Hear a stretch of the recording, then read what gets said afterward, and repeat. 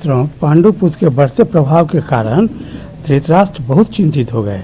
धृतराष्ट्र किसी भी परिस्थिति में उसको राजा स्वीकार करने के लिए तैयार नहीं थे। वे अपने पुत्र दुर्योधन को ही राज चाहते थे। इधर युधिष्ठिर का समाज में आदर, धैर्य, स्थिरता, सहिष्णुता, दयालुता, नम्रता और सबों से प्रेम, ये सबसे उनका दिनानुदिन राज्य भर में उनका विशेष स्थान मिलने लगा। सभी लोग युधिष्ठिर को बहुत चाहते थे। इधर अर्जुन संसार के सर्वश्रेष्ठ धनुर्धर थे, भीम सर्वश्रेष्ठ बलवान थे। ये सब देख करके धृतराष्ट्र बहुत ही चिंतित हो गया और वह अपने एक बहुत ही विशेषज्ञ, जो उसका राजनीति और कूटनीति का बहुत बड़ा विशेषज्ञ था, कनिक नाम का, उसको बुलाया और उससे इस विषय में विचार किया कि कनिक, हम नहीं चाहते हैं कि हमारे पुत्र का अधिकार, दुर्योधन का अधिकार जो है वह युधिष्ठिर को मिल जाए, तो इसमें हमको क्या कैसे करना चाहिए। तो कनिक ने उसको कहा, शत्रु चाहे कोई भी हो उसे मार डालना चाहिए। सौगंध खाकर और उनको लालच देकर या जहर देकर या धोखे से भी शत्रु को ले बीतना चाहिए।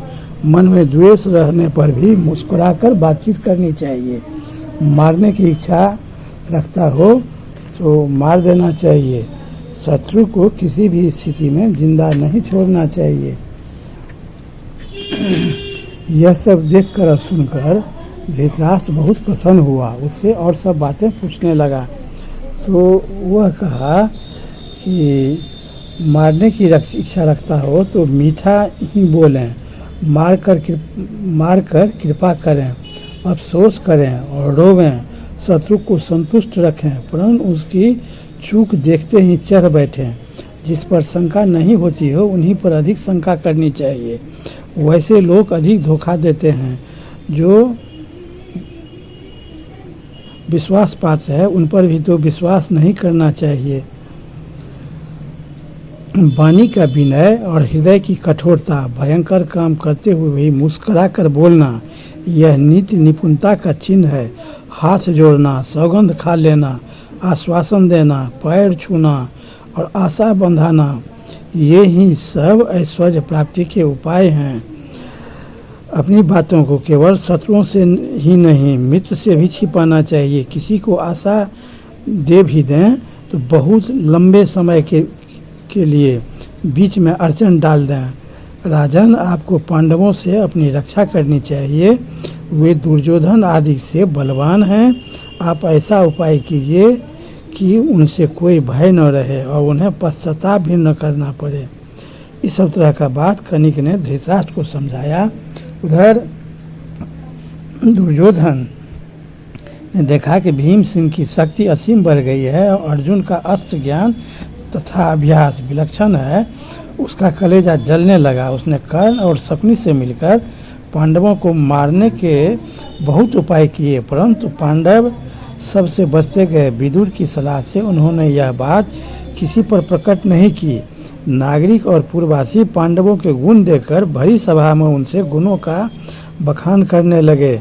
इस बात पर जोर डालने लगे कि पांडु के ज्येष्ठ पुत्र युधिष्ठिर को राज्य मिलना चाहिए। हमें उचित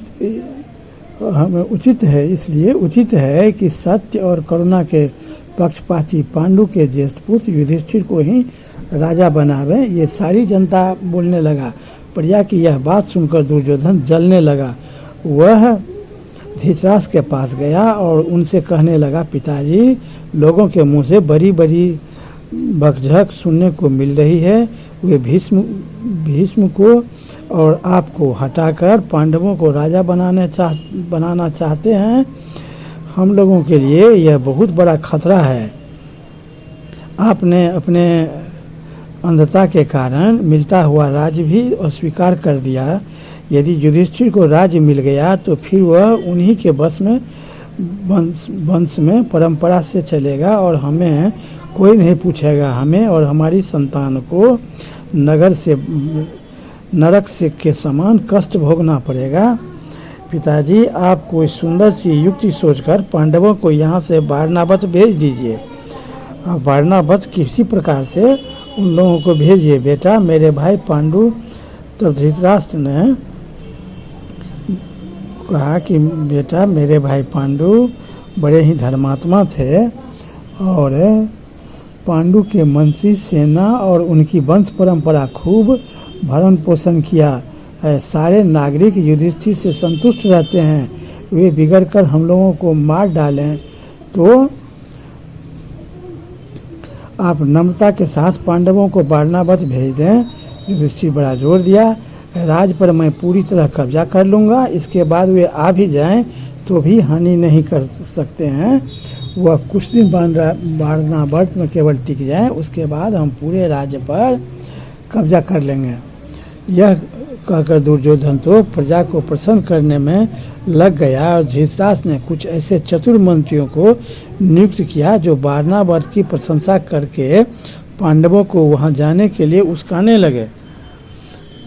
तो कोई उस सुंदर और संपन्न देश की प्रशंसा करता तो कोई नगर की, कोई वहाँ के मेले का बखान करते नहीं अघाता। इस प्रकार वारणावत नगर की बहुत प्रशंसा सुनकर पांडवों का मन कुछ कुछ वहाँ जाने के लिए उत्सुक हो गया। अवसर देखकर धृतराष्ट्र ने कहा, प्यारे पुत्रों, लोग मुझसे वारणावत की प्रशंसा करते हैं। यदि तुम लोग वहाँ जाना चाहते हो तो जाओ। आजकल वहाँ मेले की भी बड़ी धूम है। देखो वहाँ तुम लोग ब्राह्मणों और गवैयों को खूब दान देना तथा तेजस्वी देवताओं की तरह विहार करके फिर वहाँ से लौट आना।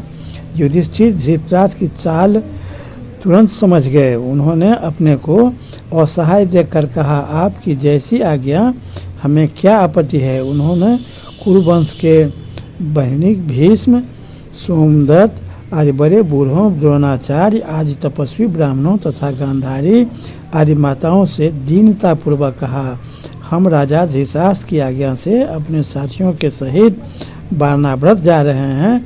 आप लोग प्रसन्न मन से हमें आशीर्वाद दें कि वहाँ आप हमारा स्पर्श न कर सके। सबसे कहा, सर्वत्र तुम्हारा कल्याण हो, किसी से कोई अनिष्ट न हो, तुम्हारा मंगल हो।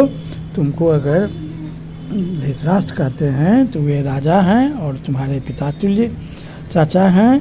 उनके बात को मान करके तुम जरूर वारणावत चले जाओ।